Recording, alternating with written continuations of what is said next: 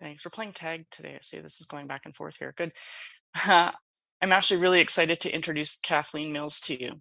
She's a veteran family member, and I'm pleased to have known her for many years.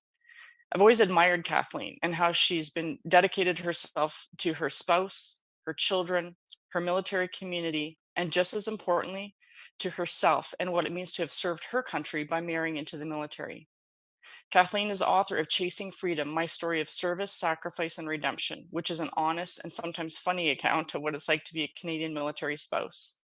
I remember reading your book, Kathleen, and feeling validated in so many of my own experiences. My husband, who served in the CAF for 24 years, read the book and afterward told me it gave him a new understanding and perspective of the experiences of families that he hadn't considered.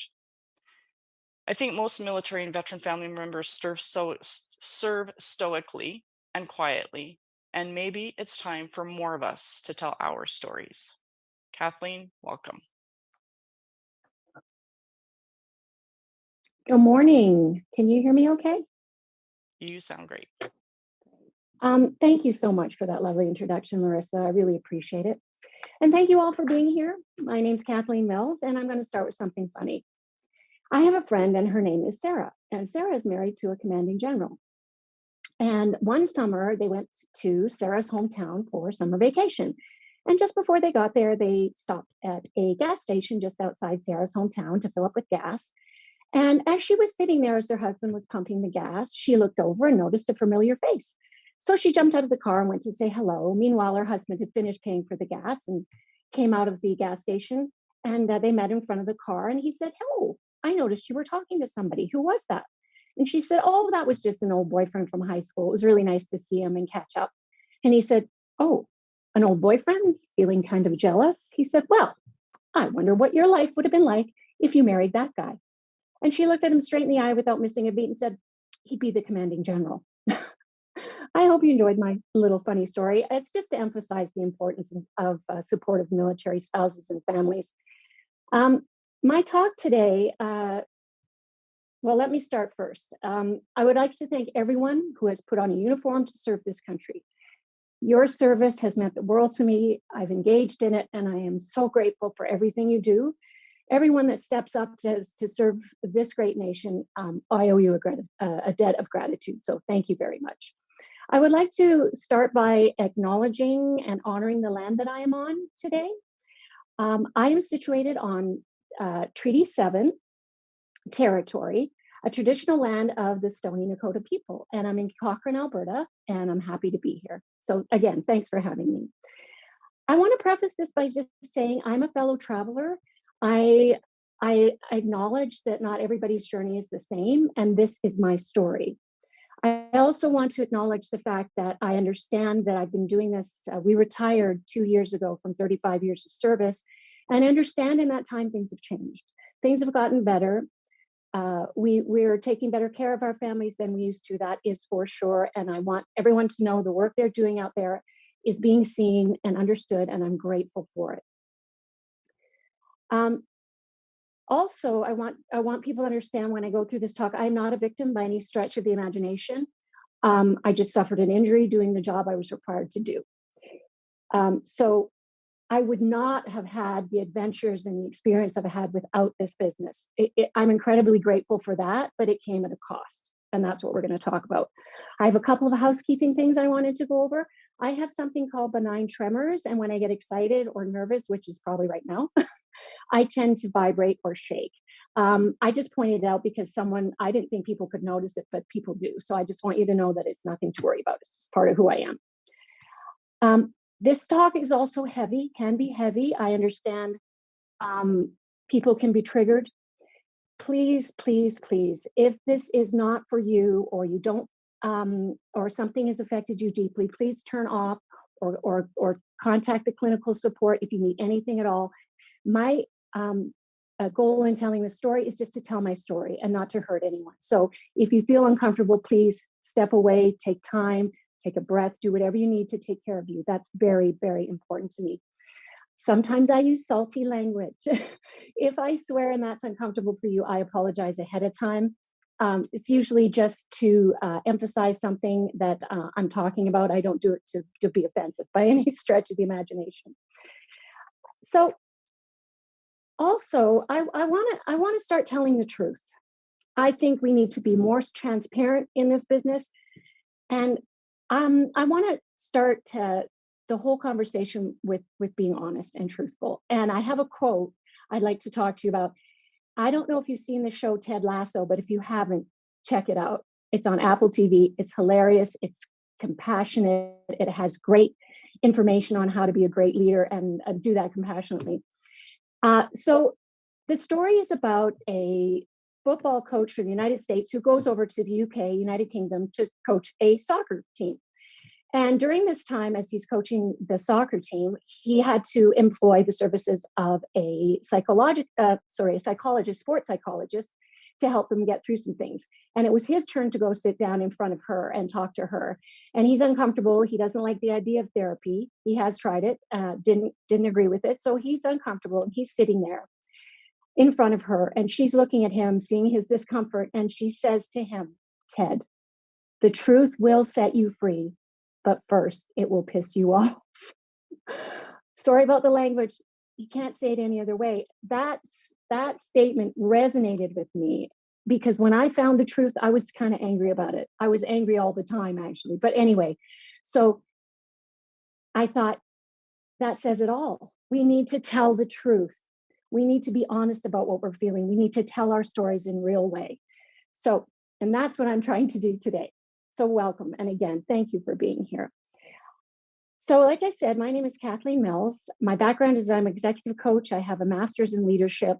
So I have learned a few things along the way about this business and how to help my own mental health. However, I have suffered what's called an OSI, or an operational stress injury, as a spouse.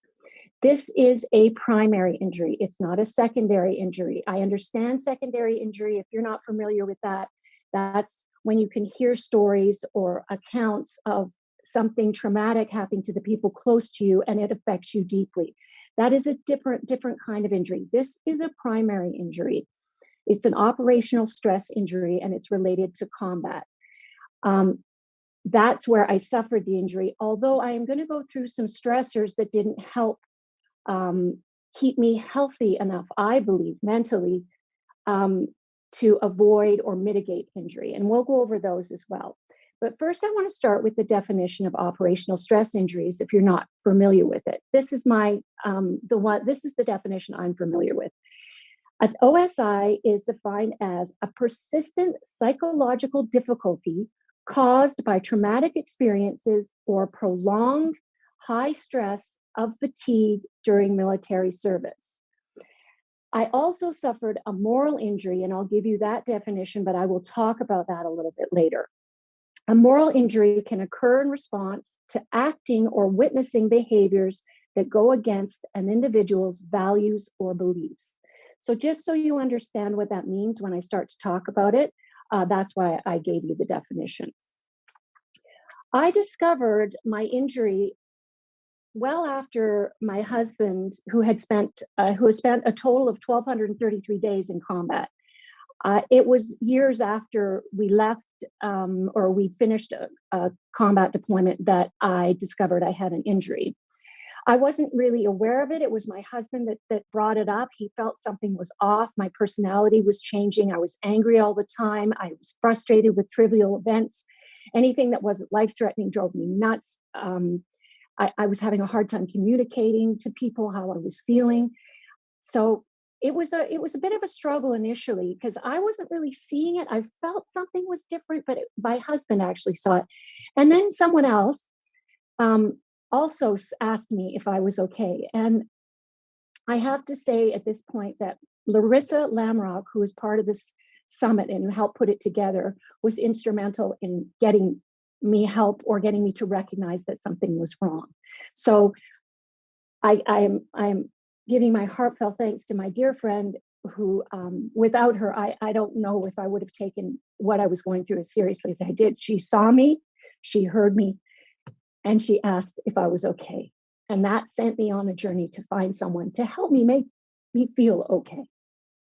I will get emotional during the speech. It's just what I do now. I'm not afraid of that. I used to be. So if the feelings come out, that's just part of the story. I hope you don't mind. So, what contributes to injury? In my case, I want to look at the stressors before I was injured, and then we'll look at the injury, and then maybe start that conversation that injuries can happen in family members, regardless of the soldier, what he sustains, particularly in a combat situation. We can sustain injury even though we're not on the ground. The impact of the stress of that is very difficult for some of us, and that's what happened to me. But leading up to that, I want to go through the stressors that we face all the time, and the first one is moving. um, I was pretty resilient through the whole moving. I've moved 14 times. I know a lot of you have moved just as much. It was pretty much every 2 years since we started this career. So um, that's a stress in itself. And I know people are probably aware of this. It's number 3 on the stress list, of the top things that can stress out a human. And when you're doing that consistently and you're not getting the right support, or you haven't found the right support to get you through those things, um, that can be a problem also. Moving is a huge stress. You're breaking relationships. You're having to find new situations, new communities to be a part of, and that's very hard. And it's very hard for children as well. And I think we need to do a better job of mitigating that kind of stress. I'm not sure what kind of program, but I'm thinking something in the resilience area and getting people to understand what that feels like. It's very, very, like I said, it's very stressful. And I think had I been more in tune to the stress I was going through, to take care of myself, I think I could have mitigated injury because I would have been aware and have seen things happening to myself, hopefully. That was the idea anyway. So we'll talk about moving. Very stressful, even waiting for that posting message. I don't know if any of you have been through this, but that used to drive me crazy. Are we going? Are we staying? Where are we going? How long do we have to get there? What's going to happen when we get there? How do I get things going in advance to make sure we're okay? And sometimes you get to that new location and your husband's off to training or wherever, so you're there again by yourself. We need to make sure that our community is involved in helping us maintain healthy relationships with those we've left now, and those new coming into our lives. So I think we need to look at that in a bigger way. I think we need to talk about that at recruitment as well, which is another issue we'll talk about in a little bit. So with all that moving and all that stress, I think we need better support system there. I'm just saying, I think we need to talk about it. I think we need to engage people in what it really looks like. You have to navigate new schools for children. And one of the hardest things, it has been in my experience, is even finding a new doctor, can be a challenge. We have implemented programs in certain areas that I've been in where we've put military families, doctors have been generous enough to take them on or put them at the top of the list because they know they'll be moving in 2 years. So some of that has been taken care of. But if you need help or you need extra help for your children, or you're looking for employment, more than likely you'll go to the bottom of the list for everything. And when you start in a new job, you're usually the low guy. So that can be challenging as well, especially if you have a career that you love and it keeps getting pushed, or you keep having to repeat the same things. Can again be very stressful. So I would like to see more help there. I think we could use it. Also, I would like. Sorry, lost my train of thought there for a second. I apologize. Okay, so the moving is very stressful, but then you have training on top of that. Like I said, sometimes you can be moved and your husband or your spouse, your soldier, be taken away or go to do his job, I should say, as soon as you get there. That again, very stressful. So all the stressors that you get from this lifestyle, I think we need to be more honest about that. We think we need, when we're recruiting people, we need to be really transparent about what this looks like and what the military, the Canadian government will and will not do for families. Let's be clear on that so we can engage somewhere else if we need to. So those stresses are very challenging. So what actually caused my injury was repeated combat deployments. My husband and I spent a lot of time apart. He was in Afghanistan, first rotation Afghanistan, went back after that. Then we moved to Savannah, Georgia, and we were assigned to 3rd Infantry Division, 3ID in Fort Stewart, and they deploy regularly. And this was at the height of the Iraq War. And we knew when we accepted the posting that there was a possibility for my husband to deploy to Iraq because the rotations were going a year in and a year out at that time. So I thought, okay, I've done this before. We can do it. We'll be fine. So while we were in Savannah, my husband deployed on a 13-month rotation and then came back, not quite for a year because things were ramping up and he had to go in with the surge. So he actually left early and went back for 16 months. I know when I say that out loud, it's kind of crazy. We were apart for so much time. And in that time, the stress involved was incredible. I was not prepared. I was not prepared for that length of deployment and that amount of conflict and death. I had no idea what I was getting into. And it scared me, actually. I spent my time scared or on high alert for long periods of time. I think I should have done a better job of finding the right support system, although Americans are very, very good at supporting their military. So I was able to access a lot of that. But at the same time, I felt as a Canadian, I was a little bit out there on my own. So I think part of that was also very challenging being Canadian in an American environment, but I was very well looked after. I have nothing bad to say about that.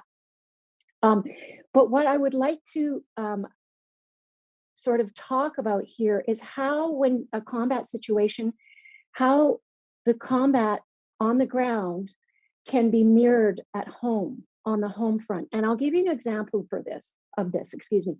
Soldiers miss everything when they're away. And they're missing you, they're missing milestones, they're missing children, family members, anyone who's involved, they're missing them. We at home are missing them. We're missing that they're missing the milestones. We're missing that they're not with us. Our support system is a million miles away and non-accessible when you need it. So that we can't call each other at a moment's notice when we don't feel good. That's not available anymore. We both don't have that option. Soldiers are on alert usually about 24/7 when they're in a danger zone.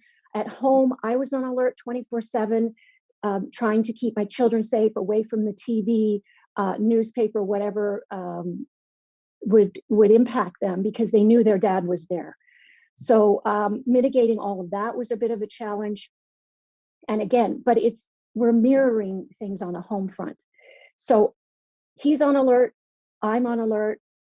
I didn't even let myself drink alcohol while he was away. So I didn't even give myself that release of just putting your feet up with maybe a glass of wine. I'm not in any way saying alcohol is a good idea, but once in a while. But I wouldn't let myself do it because I was afraid if something happened and I needed to get behind the wheel of my car, I did not want to be impaired ever. If something happened to my kids or it was an emergency, I didn't want to be impaired. So I really didn't even give myself time or self-care to take a break, which I don't recommend, actually. The only thing I did for stress relief was exercise. And I should have been more engaged in a little bit about what was going on in terms of my mental health. But I didn't have time to think about it. And soldiers don't either. I also willed myself to stay healthy. I know a lot of spouses who have done this. I would get sick the minute he came home sometimes, but I didn't want to take my time of being sick away from my children. I didn't have time to be sick. None of us did. So, and I'm sure on the battlefield, they're doing the same thing.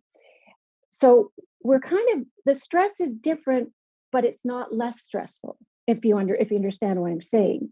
And the hardest thing that is mirrored on the home front for me was the loss of life. Soldiers, they lose a fellow comrade and they say goodbye and they put him on a plane and they come home. The family receives the body. We do the memorial service and we take care of the family and then we go back to work. So it's the same. The soldier doesn't have time to grieve necessarily. I'm not saying that they all do this, but a lot of soldiers won't have time to grieve, as the wives and the spouses and the family members of those supporting our fallen don't have time to grieve.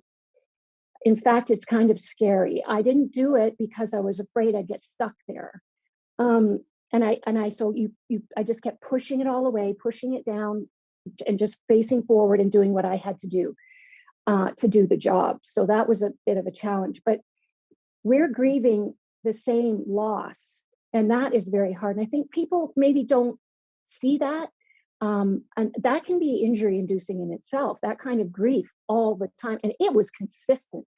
There were, there was casualty among casualty. And I'd never seen anything like this before. I'd never worked in this environment before, with the casualties were consistent and constant. And so you were always on high alert, wondering if someone was going to come to your door. I actually had an incident where in the United States, notification hours are in the morning and in the evening, usually, around breakfast and dinner time. That's the time most people are home. So they will be notified if their spouse or their soldier was injured or killed at those times of day. And I was at home, and when we were living in Savannah, our mailbox was at the end of our pathway, and the mail lady would come by, open the box, put the mail in, close the box, and leave.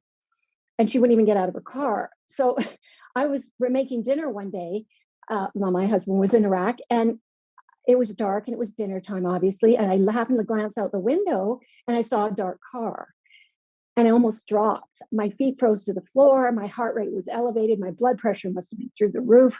And I stood there for a minute, and it was only a couple of minutes. And it was the mail lady late that day. And I collapsed in a puddle, but I had to pull myself up, get that dinner on the table, and take care of my family. Again, no time to process what just happened. Don't recommend it. If you have a lot of stress in your life, try and process it if you can at the time. So we carry a lot of the similar stresses on the battlefield and the home front. So it makes sense to me that we would have injury on the home front. And I'm the example right now of an operational stress injury, independent of what my husband was doing, but it was mission related. So I'm just trying to make that clear. So mitigating that kind of stress, I don't know what the answer is. I think we need to build resilience when we've got our fellows, our soldiers in combat. I think we need to make sure that our families are supported during this time. And I don't think we're doing the best job we could. I remember when my husband went on the first rotation to Afghanistan, it was basically like, they're going to Afghanistan. This is where it is on a map. Is your will up to date? We'll see you in 7 months. It was like that. I was like, okay, I'm on my own. And that's not a great feeling. I think we need to be more community about this and stick together in terms of mitigating stress issues and that kind of pressure on people. There was also another instance when I was standing in a parking lot and in the parking lot of my children's school, waiting for them to come out of school. And my husband called me to tell me that his helicopter had been shot down, but he was okay. I'm standing there like a normal day, and I'm hearing this on the phone, and I'm trying to figure out what to do about it. I'm like, should I be scared? The only reason he called me was because sometimes things get going on a rumor mill, and he wanted to tell me what had happened firsthand, so I didn't worry. But at the same time, I'm trying to figure out what I do with that information. I couldn't collapse. I had work to do. So my friend and I just looked at her, and she said, let's just say a prayer of gratitude to the universe, to God, for whoever kept that pilot and my husband and everybody on that craft safe. So that's what we did. And I just went on. I said, okay, put my shoulders back, kids in the car, off to the next activity. Didn't process at all. And I think, again, led to injury. The other thing that's very stressful, even though the situations can be mirrored on both sides of the line with people in combat and people at home, the other issue that I think, and it's important, but I don't know how we mitigate this, but the idea of not being honest on the phone when you're talking to your spouse. And we were told this repeatedly: do not stress your soldier out. He has a job to do. We don't want him distracted. So that was hard for me, because that was my person. That's the person I go to for advice. That's the person I lean on, and vice versa. So you have to learn to be the bearer of good news, if you can, when you're talking on the phone to your soldier. That was very hard as well. And I used to feel very guilty if if something would happen. And there was one time my husband was still in combat, and it was Christmas, and I was in my neighbor's garage trying to put bikes together for my kids for Christmas by myself. And of course, I'm getting frustrated and wondering why I'm doing this by myself again. And he called me, and I was upset, and I got mad, and I took it out on him. And I know I shouldn't have, because I was told not to, but I had a minute, and I just being human, and that's what happened. Meanwhile, his day had been horrid.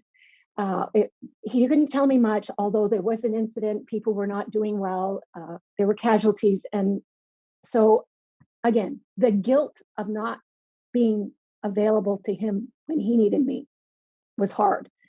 And I think we need to figure that piece out too. Again, more support would have helped. If I'd have had someone just to vent to, I think that would have made the world of difference. I actually talked to my friends about this, my civilian friends, after I talked to my husband, and I felt so bad. And I was like, oh, I feel so bad for being so upset. And he'd had a hard day. And all my friend said to me was, you shouldn't have done that. Made me feel worse. I was like, oh, right, okay. I just wanted someone to say, oh my God, you're human, and you got this. You can do this. And didn't get that. So pick your friends carefully. But that was another stress, because they don't know how to react. They're civilian people. They don't know really the job. So it's not their fault. I'm not blaming anyone. You need support. And I can't emphasize that enough. And we need to be good at giving it to our families. Um, and the last thing I'll talk about with combat and the stress and the reason I'm injured is another issue, is the guilt of putting my children through this. That was the hardest for me. I felt guilty regularly trying to protect them from the TV and people, and people would make comments, and they don't mean them to be nasty. I don't think. I just think they're not really thinking, and especially little children. My son came home one day and asked me if dad had shot someone, if dad was going to get shot, if he's okay, because someone in his classroom had asked him. Innocent, really, children. They don't understand the gravity of that kind of question, especially to someone who's living it. So, and we were always telling our children, dad is there to help someone. I think I would have been a little, if I could do it today, I think I would have been a little bit more open. Well, and we were trying to do it age appropriate. For my kids were very small at the time. My son was in second grade and my daughter was in fourth grade. And the hardest thing I heard about this experience with them, and they didn't tell me this until years after, was the fact that they would sit in the classroom and their heart would stop when the phone rang. And because they thought it was the office calling them down to the office to see me, and I'd have bad news that their dad had been injured or killed. And they kept that going for almost 4 years, where they were scared in their classroom. And that killed me. I wasn't protecting my kids, and I couldn't. So that was very, very hard. And again, the reason why I sustained the injury was a huge part of it. I thought, how could I put my kids through this? I thought we were doing a good thing. I was committed to our country, to freedom for all who needed it, or weren't allowed to have it, or weren't afforded what I am. So we were committed. And looking back, I think I would have, again, had more support on board, even people for them to talk to, because we lived in a civilian community. We weren't on the base. We did go to the base for a lot of things, but I should have had them a little more supported. I think that would have been huge. So in terms of putting our children in this position, be very careful there. Make sure you have good resources, good support, maybe extended family to be there and help you through things occasionally even. So again, support system, very crucial. So I think all of that stress put together was the reason I sustained my injury. Well, in fact, I know it was. Initially, when I first started feeling this way, I reached out in Canada to my husband, put me in contact with a psychologist. And the first psychologist I talked to told me I couldn't have an operational stress injury because I wasn't on operations. And I'm like, well, that's debatable, really, because I was doing the job. I was doing the job at home, but I was doing the job. So, and if you look at the definition, that prolonged fatigue is what got me. That being on high alert, the constant feeling of doom, if in the back of my mind that I'd be doing this on my own permanently, very hard to deal with. And so I was lucky enough when our last posting was to MacDill Air Force Base in Florida. My husband was with CENTCOM, and I went to them for help, and they couldn't have been more gracious. I had access to their family services program, and I was given a psychologist, and she helped me tremendously. She's the first person that understood me, acknowledged that I had an operational stress injury, and that it was perfectly natural and normal that I would feel this way from the stress I had endured. So that was gratifying, that someone just actually understood, believed me, and took me seriously. So I was grateful to that, and I'll always be grateful to her. She made a world of difference to me. So that's where I was actually diagnosed, and that's where I started getting help. And it was through her, when we started talking about this, that I discovered I had a moral injury. And I discovered this by kind of interesting. I hadn't really thought about killing. And this is the next subject I'm going to talk about. So this is hard for you. I'll preface this by saying I am talking about killing and what that means. So if that's not good for you, please take a minute, take a beat, turn me off if you need to. So I woke up one morning and I thought, oh my God, I'm sleeping next to someone who's taken a life. For some reason, through this whole career, combat and everything, that never occurred to me. I don't know why. All of a sudden I woke up and I'm like, this is weird. I don't know what does that mean. And so I struggled with it for a little while, and then I asked my husband and I said, I need to talk to you about this. I don't, it's feeling weird. I don't know what I'm feeling, and it was uncomfortable. And he said, listen, I was doing my job. It was either him or me. And so that hit home, because he's still here. And grateful is something that I will always be for that. But I still have compassion in my heart. The people in that conflict are human beings with families, their parents, their brothers, their sisters. They're the same as we are. We're just fighting each other for different reasons. They believe in what they're doing. We believe in what we're doing. But people are losing their lives. And for me, that hit me very, very hard. And the fact that I was living with someone who was able to do that was hard as well. But I made peace with it by talking through with it. My therapist and my husband, we even talked to our children a little bit, about that, about killing and what that means, and how that affects people. I was actually floored that I didn't think of it earlier. It's the weirdest thing. But I think we need to talk about it. This is part of the job. This is a requirement when you go to combat. You might have to use your weapon. That's your training. You will take a life. You might take a life. You might not. Most soldiers I've talked to don't want to use that weapon, don't want to take a life if they don't have to.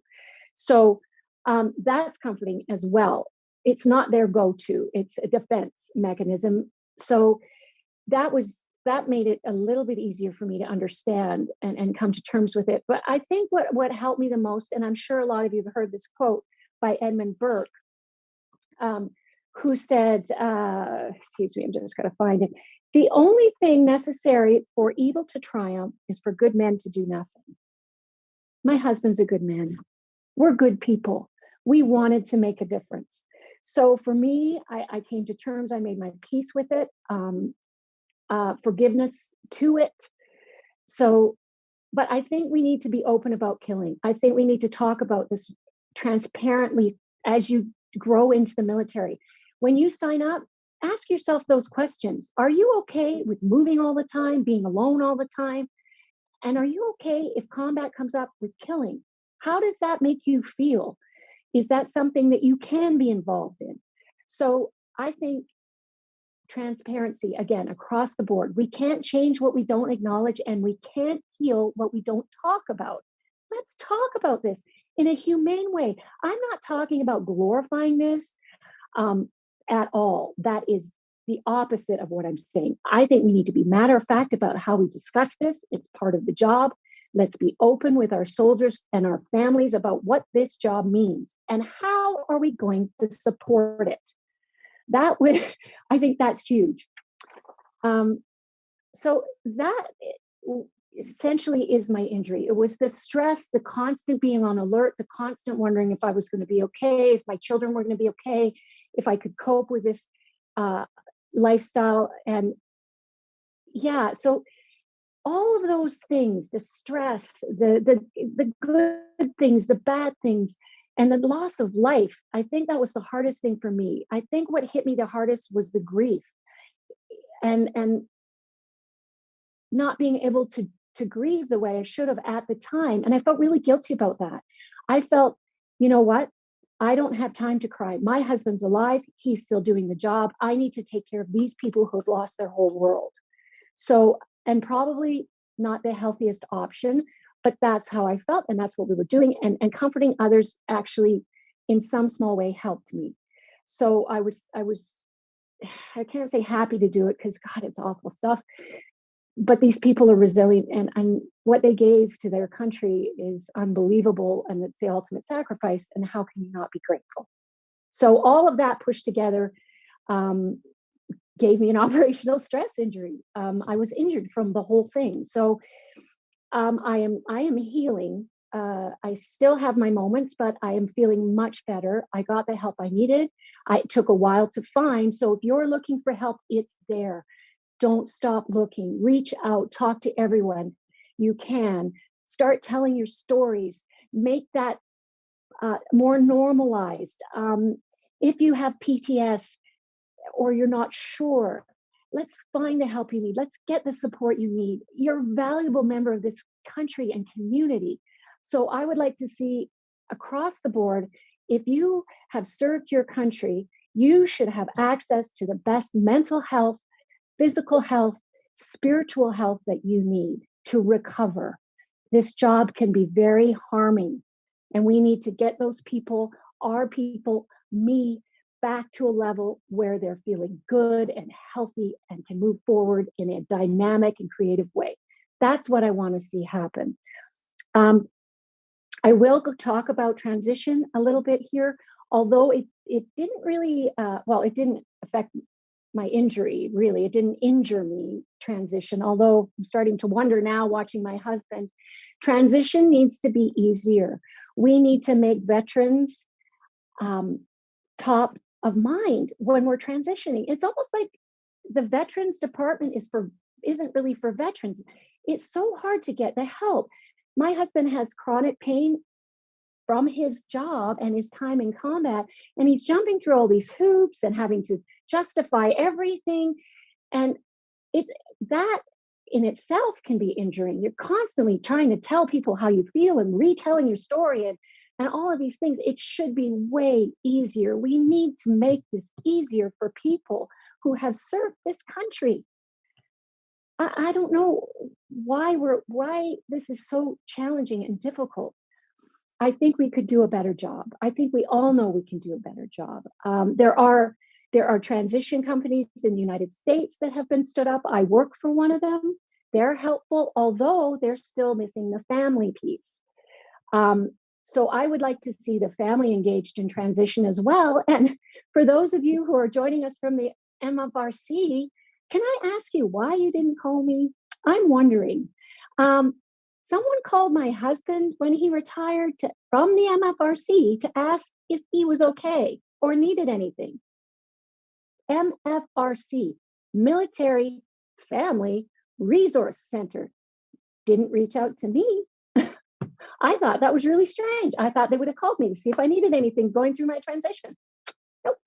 So, not your fault, MFRC. I know your mandate is and what you're supposed to do, but that needs to change. Someone should have reached out to me. I did 35 years of service and I worked really hard. Someone could have said, hey, thanks for coming out. Do you need anything? That would have been nice. So yes, transition is hard. I think we need to make it easier. I think we need to be proactive. I think we need to engage our civilian community as well as we go through these things. So what's the so what to this talk? Really, I just want to start a conversation about the fact that injuries can happen to spouses and family members. And I suspect some are injured and don't even know it. Um, this kind of stress on families is challenging. It's difficult. We live at the top of the stress level a lot of the time.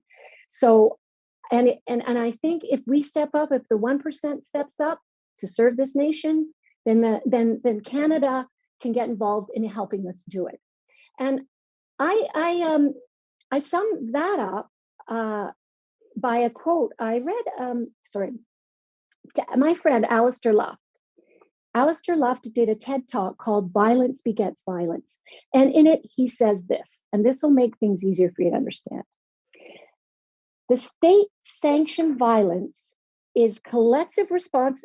Okay, let me say this again. That state sanctioned violence is a collective responsibility, and the people that kill on our behalf are not pulling the trigger alone. Canada has said they want a military. We need a military. Then we need to support our military in a real way. We need to make things easier for people to get mental and physical and spiritual health. We have dedicated our life to making sure this country stays what it is for everyone else. I think we have afforded that. So that's my soapbox for saying the country needs to be involved. I'll tell you how in a minute. I just want to go through quickly how I recovered in case this can help anyone at all. I started with talk therapy. That was very helpful. I found someone though that could hear me and understand. Sometimes that takes time. Please take your time. Don't stop. There will be someone that can help you. Also, I started yoga. And people are thinking, yeah, woohoo, yoga. Yoga releases trauma in the body, and your body holds trauma.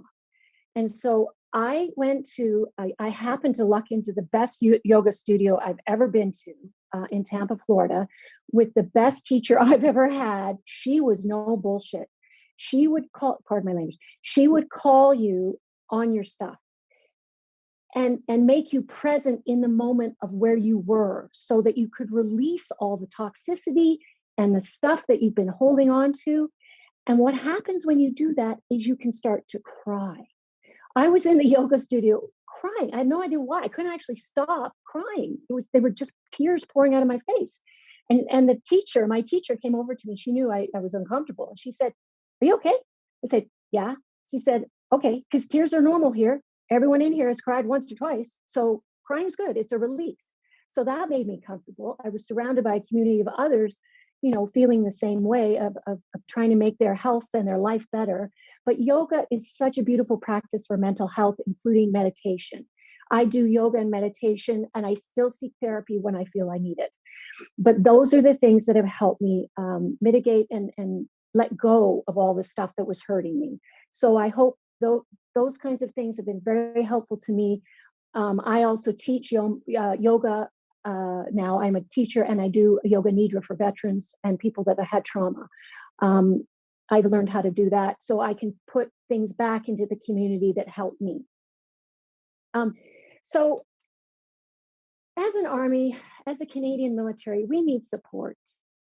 We need to be taken care of because I think this starts at the beginning. So we have recruitment. Let's be honest there. Do you know what you're signing up for? Do you know what's involved? Does your family, are you married? Do you have a family? Do you have an extended family? How do they feel? Are they supportive? Do you need support? Do you think you'll need support? Like when you look at everything that's involved. So let's tell the truth at the beginning. Let's find those great support systems during our time of service for families and family service members and then veterans. We need better support people coming home from deployment. And this, I'll just briefly talk about that. I didn't mention this, but the other thing that really got me was we had, my husband came back home from the 16 months in combat, and we were moved home almost immediately. Literally a month later, I was back in Canada. That's not good. We should have been afforded the opportunity to stay with those we were in the fight with. We needed to sit with those people and just have those conversations about what we've been through. Sometimes you didn't have to even say anything when you're surrounded by the group that you served with. They just know how you feel and you can feel it. Those things are important. The government, in its infinite wisdom, once again decided to rip us out of there without checking our mental health to see what we needed. We were doing what they needed, but we needed some support. I needed some support. My kids needed some support. We came back to Canada, total culture shock, after 4 years of being in Savannah, Georgia. So that's another thing we need to look at. When people come home from combat, let's let them ease back in. Hopefully stay with the group that they deployed with so that they can have those conversations and tell the jokes and honor their lost. That's important. We need to have that. And then we need to look after the after. Okay, so we start at the beginning. We're going to be open. We're going to be supportive during our career. We're going to help those coming out of combat. And then you retire. This is the part we need help with too. It's the after. Injury is not necessarily present the minute you come out of a traumatic situation. Sometimes it can take years to appear. And that's because you keep pushing it all down, or it's rambling around in the back of your head and you can't quite figure it out. Please look at getting help if you feel uncomfortable. It's the best thing that you can do. So I would say if we could get real, honest support for the after, and then the after, where the injury starts to appear. Let's look at that too. At least I hope we would. I am so grateful to be here and be able to tell my story. It took me a long time to get here in terms of being open to what I've been through. I would hope that we start telling our stories. We need to hear your stories. We need to know what you've been through. We want to honor that. And I want to help people feel better about what they've been through. And so let's get the help we need. And I think we need to do that by involving the military and the civilian community. I'm under the impression, at least it's been my experience, civilians don't really know what we've been through or what we do. So let's engage some of those, and those communities. There's some civilian communities that really want to support the Canadian or American military. The NFL in the US is huge. The CFL does some, and there are a lot of organizations that if we reach out to, I'm sure would be more than happy to help in some capacity. So I would like to get the civilian community more involved and get our military folks understanding exactly what we need and how we need it delivered, and make it accessible and easy and available so that you're not jumping through 15 or 20 different hoops and giving up because you're exhausted. I don't want to see that happen to people. You deserve the best help available. We need to shore up our military retirees that are veterans. Let's make them let's get them the help they need so they can feel like they can still participate in a civilian community or add value to that community. I think that's huge. We need to keep our fighting force healthy. If we had a healthy fighting force, we'd be the fighting force that every country in the world wants to emulate, because we're taking care of its most important asset, the people. The people are our most important asset, and we really need to take care of them. So I hope by opening the conversation about that injuries can happen to families too, that maybe we'll be able to access more help, meaningful help, people that are doing great things. I know there's civilian communities and civilian organizations that have new information that we can access and maybe use and involve them and share our stories on how to make this better for our military. So again, it all starts with open, honest conversation. Let's tell our stories. Let's get our country involved. They wanted a military. They'll support the military. I know not everybody in Canada supports the military, but most of us, I believe, we do. So I think we can engage the civilian community. So I would just like to conclude by saying thank you very much for listening. And I'm just like I said, I'm a fellow traveler. I'm walking the walk. I just hope that I can take you along, and I think we should do what Ram Dass says and walk each other home. Maybe each of us can be the porch light that welcomes all war-weary travelers in from the light. Maybe we can be that people. Thank you very much. And thank you everyone for your service and for being here today and for all that the summit is doing. I'm ingratiated. I'm gratitude beyond for what you are doing. I appreciate it so much. And again, let's start those honest conversations. Thank you so much. Kathleen, to properly thank you, to give you my heartfelt thanks, it would probably take the rest of this afternoon. But I'll start by saying, amazing. You got right in behind the belly button, raw, honest. Thank you for advocating for us, bringing families to the forefront.